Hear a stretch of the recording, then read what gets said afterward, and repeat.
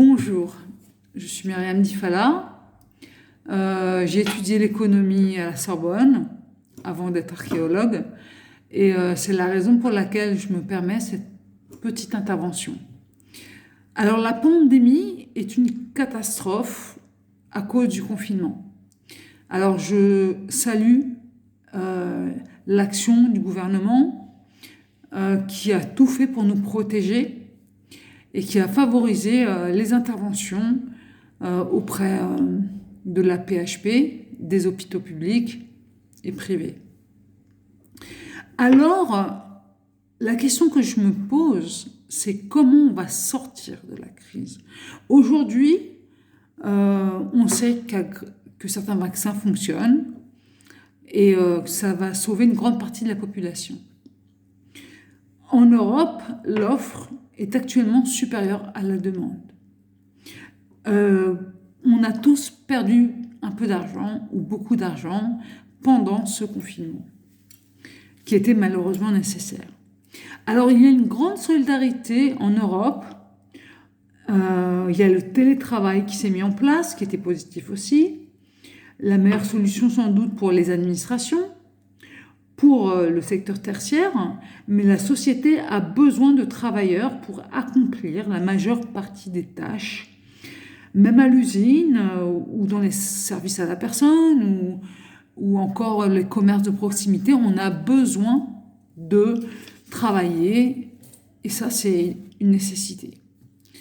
Beaucoup d'intox sur Internet et là je vais être pas contente du tout parce qu'on vous fait miroiter des revenus sur des secteurs déjà mis à mal comme l'immobilier, la formation, les placements financiers, etc. Tout ça, c'est le miroir aux alouettes. On vous fait croire que le futur, c'est la crypto-monnaie. Alors là, moi, je suis contre. Maintenant, il faut des sécurités. Pourquoi ? Parce que le piratage, ça existe. Et lorsque vous donnez vos données sur Internet, on peut vous les voler, tout bonnement et simplement. Et si vous n'avez pas de traces des PDF archivés sur un disque dur, alors vous êtes pris en otage et vous n'avez pas de recours possible. Et c'est ça qui m'interpelle. Alors le danger, c'est l'omnipotence des banques et la fragilisation des marchés financiers, contrairement à ce qu'on peut croire. En effet, cette virtualité des flux rendent les cours des monnaies et des différentes monnaies très volatiles. En supposant que les stocks ne reposent plus sur des valeurs tangibles, alors on verrait une bulle Internet énorme, mais illusoire. Si les banques sont prises d'assaut, comme ça a été le cas dans certains pays d'Amérique du Sud par exemple, comme le Venezuela, eh bien, elles se voient obligées de mettre la clé sous la porte. Et l'inflation consécutive est tout purement et simplement apocalyptique. Et là, je pèse mes mots. On a vu le scénario des subprimes. Si les investisseurs perdent confiance, il n'y a plus de croissance. Et c'est ça. Parce qu'on est tous, à notre échelle, responsables les uns des autres. Alors, pour regagner la confiance des marchés, il faut relancer le crédit, mais pas n'importe quel crédit, permettre aux gens d'acheter leur maison, d'avoir des biens en propre et ne pas les taxer sur le peu d'argent qu'ils mettent de côté. C'est pas tout à fait... Bon, il y a l'ISF qui a baissé, monté, etc. On sait très bien pourquoi on évite de taxer les grosses fortunes, simplement parce qu'elles vont ailleurs, dans les paradis fiscaux, en Suisse, aux îles Caïmans, comme ailleurs, il y en a beaucoup, et on les accueille, évidemment, à bras ouverts. C'est pas très responsable, mais c'est pas très citoyen, à mon sens encore. Alors, s'il n'y a pas de croissance, on va vers une crise majeure, mais majeure comme jamais on a vu ça depuis le jeudi noir du 29 octobre 1929 à New York, quand tout d'un coup, il y a eu un krach énorme, boursier, il n'y avait plus rien, tout s'est écroulé. Les gens se jetaient par les fenêtres, ils s'étaient ruinés. Et ça, il faut éviter cette situation. Alors, il existe des moyens concrets pour relancer la consommation. Alors, les dirigeants, les gens comme le président Macron, qui a une solide formation, je sais, en économie, qui sait, bien sûr, mais je vais quand même vous donner des petits exemples, on peut investir et aider le commerce de proximité, surtout dans la France, qu'on dit la France profonde, mais qui n'est pas plus profonde qu'ailleurs. Il y a des gens extrêmement intelligents partout et qui aiment la campagne et la tranquillité et qui aiment acheter, voir le boucher, voir le marché, parler, etc. C'est du lien social, tout ça. Il ne faut pas l'oublier.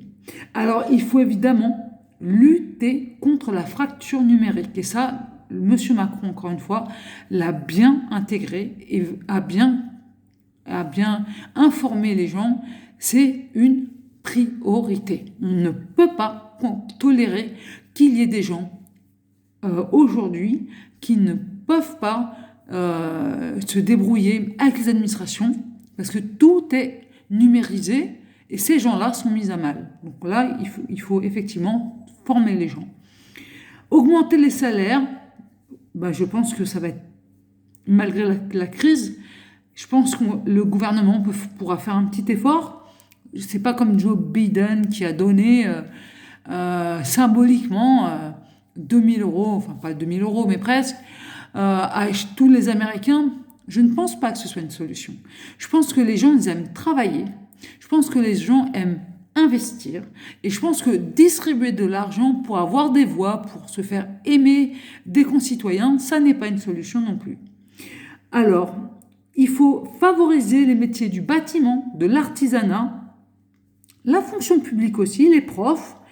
Nous avons vu l'urgence de renforcer, de soutenir toutes les branches de la société et revaloriser les métiers dans le secteur médical, infirmier, aide-soignant, AMP, professeur, chirurgien, etc. Et médecin, bien évidemment. Alors, on se pose la question de savoir combien gagne un footballeur, combien gagne un journaliste, comme ces gens qui se croient issus de l'élite, parce qu'ils ont une émission où ils sont franchement... Moi, je ne regarde même plus la télévision depuis que j'ai Internet, parce que je trouve ça vraiment prendre les gens pour des imbéciles, personnellement. Maintenant, je pense qu'il y a des gens qui aiment la télévision, mais ces gens-là n'ont pas un salaire qui se justifie. Par rapport à quelqu'un qui sauve des vies tous les jours, moi, je veux bien avoir le salaire des gens qui sont à la télévision ou qui jouent au football, alors que moi j'ai étudié toute ma vie, j'ai même pas de quoi me vanter et j'ai tout juste de quoi vivre. Heureusement que mon conjoint il gagne un peu mieux sa vie, il est solidaire, mais une femme aujourd'hui on gagne moins qu'un homme, on n'est pas valorisé et moi je pense que du pain et des jeux c'est l'Empire romain, donc ça commence à dater. C'est pas normal que des gens qui shootent dans une baballe se retrouvent avec des salaires de millions d'euros et excusez-moi, c'est pas normal. Les stars de la télévision ou du cinéma, un jour ce monde-là va changer, j'espère, parce que on a besoin de gens qui réfléchissent, on a besoin de gens qui soient philanthropes, qui investissent aussi et luttent contre la pauvreté. Et ce ne sont pas les gens qui gagnent le plus qui sont malheureusement le plus solidaires. C'est comme ça, on n'y peut rien. Mais en France, nous sommes privilégiés. Voyons, j'ai piqué mon petit coup de gueule, maintenant je peux dire ça. Je vous salue une nouvelle fois pour votre travail, vous, ceux qui nous gouvernez, parce que c'est vous qui avez la bourse dans les mains, c'est pas un jeu de mots. Et voilà, Monsieur Macron, merci d'avoir sauvé les Français, malgré eux, et d'avoir entendu et compris leur souffrance, parce qu'il s'agit de souffrance, que ce soit les étudiants, que ce soit les soignants, que ce soit les gens qui prennent des risques pour nous sauver des vies. Voilà, alors nous sortirons de cette pandémie, je l'espère, grâce aux gens qui ont pris des risques et qui ont fait des découvertes. Alors, pour ou contre le vaccin, on verra bien. Maintenant, je vous laisse méditer sur cette petite parenthèse et j'espère que ça va vous faire réfléchir. Merci beaucoup.